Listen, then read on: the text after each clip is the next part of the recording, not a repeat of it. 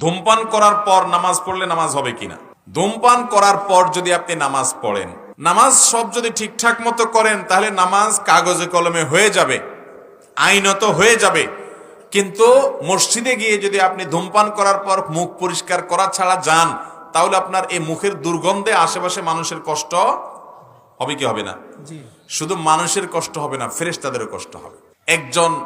একজন নেককার আল্লাহওয়ালা খুব বয়স্ক মুরব্বী মানুষ, ধরেন মক্কা শরীফের ইমাম সাহেবকে আপনি পাইছেন, মদিনা শরীফের ইমাম সাহেবকে পাইছেন, কিন্তু আপনার কোনো কাজে উনি কষ্ট পাইছেন, আপনার কাছে কেমন লাগবে জিনিসটা? খুব খারাপ লাগবে না যে আমি এত বড় একজন আল্লাহর নেককার বান্দাকে কষ্ট দিলাম? যারা ধূমপান করে মসজিদে যান নামাজ পড়তে, তারা ওই মক্কা মদিনার ইমাম সাহেব না, স্বয়ং আল্লাহর ফেরেশতাদেরকে কষ্ট দেন।